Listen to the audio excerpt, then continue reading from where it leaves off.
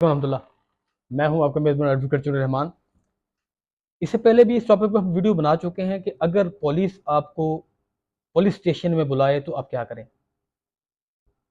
इसी सीक्वेंस को लेकर हम आगे चलते हैं, क्योंकि कुछ क्वेश्चन आए थे काफ़ी सारे, तो फर्दर फर्दर उनका जवाब देना मेरे लिए मुश्किल था।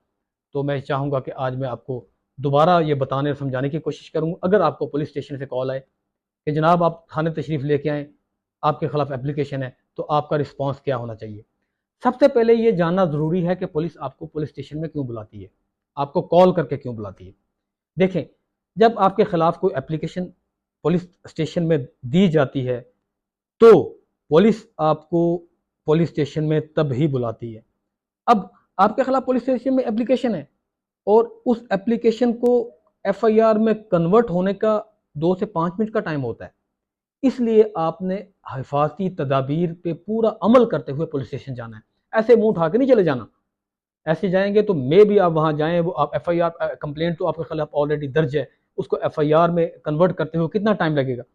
तो मैं आपको चंद चीज़ें बताना चाहूँगा कि जिस पे आप अमल करते हुए इंशाल्लाह कभी भी अगर आपको पुलिस वाले से कॉल है, एक तो आप घबराएंगे नहीं, आपको अपने राइट्स का पता होगा कि आपने करना क्या। जब जैसे ही आपको पुलिस वाले की कॉल आए, आपने बिल्कुल तहम्मुल मजाजी से उनकी बात सुननी है। बात सुनने के बाद आपने उनसे हम्बल रिक्वेस्ट करनी है, मोहब्बत से कहना है कि सर, प्यार से कहना है कि सर, अगर आप मेरे खिलाफ कोई एप्लीकेशन है तो आप मुझे 160 ज़ाब्ता फौजदारी या 160 सीआरपीसी का, ज़ाहिर बात है आपने नोटिस मेरे निकाले होंगे ना, मुझे उसकी कॉपी व्हाट्सअप कर दें। देखिए, पुलिस जो है, जो एप्लीकेशन आपके अगेंस्ट आती है उसकी कॉपी आपको नहीं भेजते। कल भी मेरी एक ना नामवर आईओ से बात हो रही थी, उसने कहा हम इसलिए नहीं भेजते कि अगली पार्टी पे तैयारी कर लेती है, जवाब तैयार कर लेती है अपनी माइंड से कि हमारे खिलाफ ये एप्लीकेशन है, ये कंटेंट है उस एप्लीकेशन का, हमने वहां जाके ये जवाब देना है।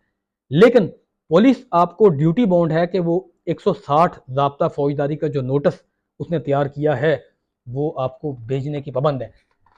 अगर कॉल पे आपको पुलिस वाला बुलाता है, पुलिस स्टेशन है, आप तहम्मुल से उनकी बात सुने। अगर आप जाएंगे या नहीं जाएंगे, इस पे आपकी केस पे और आपकी सेहत पे कोई फर्क नहीं पड़ेगा। क्यों? क्योंकि सिर्फ call miss use of the power है।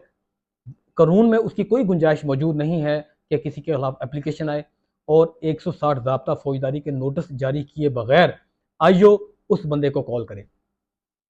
ठीक हो गया, ये बात समझ आ गई।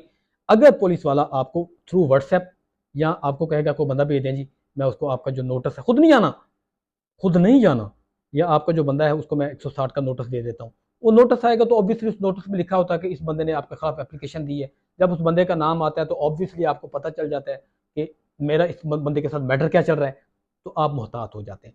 उसके बाद सबसे बात, दूसरे नंबर पर आपने अपने वकील साहब से मशवरा करना है। उस नोटिस की कॉपी लेके आपने एज मच एज पॉसिबल अपने वकील साहब से मशवरा करना है। उनको बताना है कि ये नोटिस है और अब मुझे बताया जाए कि इस नोटिस की मैं किस तरह फुलफिल करूं और इसका जवाब दूं या खुद जाके वहां शामिल तफ्तीश हूं। वो वकील साहब को बेहतर गाइड करेंगे, केस टू केस वेरिएट करता है। उसके बाद तीसरे नंबर पे आप पंजाब पुलिस की वेबसाइट है, उसमें अपना आईडी कार्ड नंबर पंच करें। पंच करने के बाद पता चल जाएगा कि आया कि आपके नाम को एफआईआर लॉन्च हो चुकी है। इस तरह भी होता है, इस तरह भी होता है कि जैसे ही एप्लीकेशन आई, क्योंकि बाद मामला जिस तरह पिकोनरी मैटर्स हैं, 406, 468, 420, 471, 499F, इनमें तो एसओपी बनती है। एसओपी बनती है, महीना 1.5 माह का टाइम होता है, उसके बाद एफआईआर लॉन्च होती है। कुछ ऐसे कॉग्निजेबल ऑफेंसेस होते हैं जिसमें एसओपी नहीं बनती। एप्लीकेशन आती है, एप्लीकेशन के फौरन बाद भी पुलिस ऑफिसर मजाज होता है। वैसे तो पुलिस ऑफिसर अगर 154 का पेरुजल किया जाए तो पुलिस ऑफिसर तो वैसे ड्यूटी बाउंड है कि जैसे भी कंप्लेनेंट आता है कोई कंप्लेंट लेके, तो उसको उसने 154 के तहत एफआईआर उसकी लॉन्च करनी है। लेकिन इस तरह होता नहीं। आप वकील साहब के पास चले गए नोटिस की कॉपी लेके, अब वकील साहब आपको बेहतर गाइड करेंगे कि आया कि अगर वो पता करवाएंगे खुद अपने रिसोर्स से, या उस जो स्मार्टफोन का यूज़ करते हुए कि पंजाब पुलिस की ऑफिशियल वेबसाइट पे आपका आईडी कार्ड नंबर पंच करके कि आपके नाम कोई एफआईआर तो नहीं होगी। अगर हो गई है तो सबसे पहले वो आपकी प्री रेस्ट बेल लगाएंगे। प्री रेस्ट बेल क्या है, उस पर अलग से वीडियो बनाएंगे।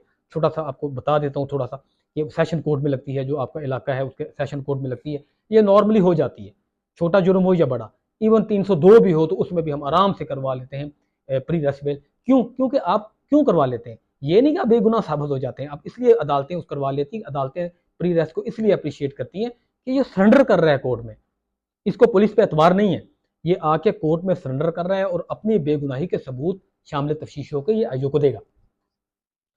ये होगी दूसरी बात।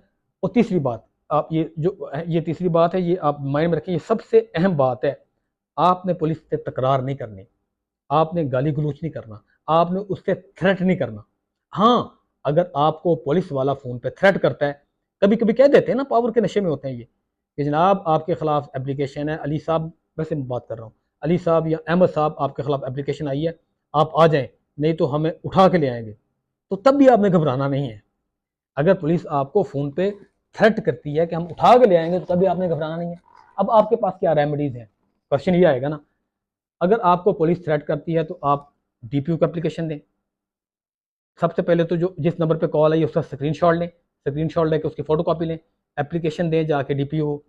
आप आरपीओ को एक एप्लीकेशन दें, उस एप्लीकेशन में तकादा करें कि मिस यूज़ ऑफ पावर है 419 PPC, criminal intimation 506 Pakistani penal code, और misuse of power 155 C 2002 police rules जो हैं उनमें इसको डिफाइन किया गया है, जिसकी अच्छी खासी सज़ा पुलिस ऑफिशियल्स को मिल सकती है।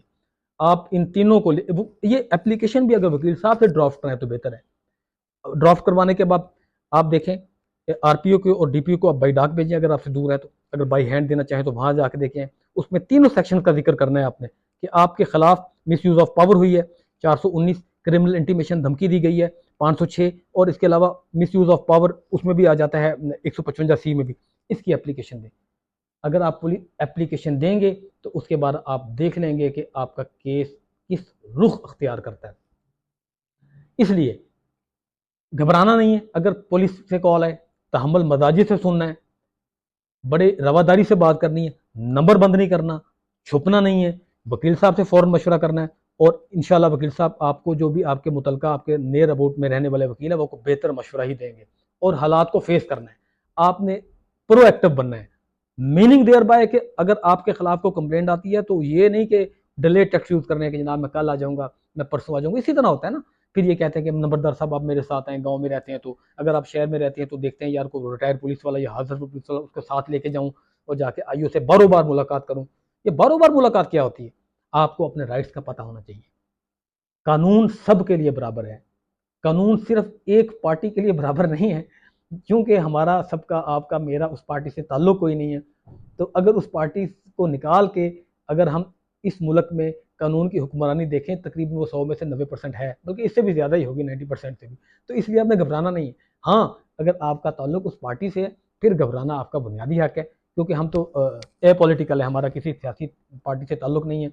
और जो हम यहाँ बैठ के आप लोगों को समझाने की कोशिश करते हैं, वो भी उन लोगों को समझाने की कोशिश करते हैं जो नॉन पॉलिटिकल होते हैं। वो बेचारे पिसे हुआ तबका है, या कोई नए वकला साहिबान हैं, या वो लोग हैं जिनको ज़िंदगी में पहली बार पुलिस की कॉल आ जाती है, वो घबरा जाते हैं। देखिए वो हैप्चुअल ऑफेंडर है, उसके लिए तो इशू ही कोई नहीं है। 4 आईओ जानने वाले हैं, 6 एसएचओ जानने वाले हैं, वो पहले जेल में भी जा चुका है, एफआईआर भी हो चुकी है। उसको समझाने के लिए हमारे ये लेक्चर नहीं है। वो मे भी बाद ऐसे मामला हैं जिस तरह के जेल के अंदरूनी मामला वो हमसे भी ज़्यादा जानता हो, क्योंकि वो 20वीं 12वीं से आके आ चुका होता है। इसलिए इस बात को अब ख़त्म करते हैं। पुलिस की कॉल आई, जो मैंने आपको 3-4 बातें बताई, इस पर आपने अमल करना है। सबसे पहले तो आपने वकील साहब से मशवरा करना है। आपने 160 ज़ाब्ता फौजदारी, जिसको हम 160 सीआरपीसी का नोटिस जारी करना, पुलिस ड्यूटी बाउंड होता है आपको बुलाने के लिए, उसकी कॉपी का तकादा करना है। अगर वो आपको तकादा नहीं करता, थ्रेट करता है, तो आपने आरपीओ और डीपीओ को एप्लीकेशन देनी है, और उसमें सारी थ्रेट का स्क्रीनशॉट लगा के ये बताना है कि मुझे इस नंबर पे इस दिन में इस मौके पर मौजूद था, मुझे थ्रेट की गई। उसमें यह भी लिखना है कि हाँ, अगर मेरे खिलाफ कोई एप्लीकेशन है तो मुझे उसकी अटेस्टेड कॉपी प्रोवाइड की जाए। अगर मेरे खिलाफ एप्लीकेशन नहीं है तो फिर इसके खिलाफ फर्दर प्रोसीडिंग जो आईओ जिसने मुझे कॉल की है जारी की जाए।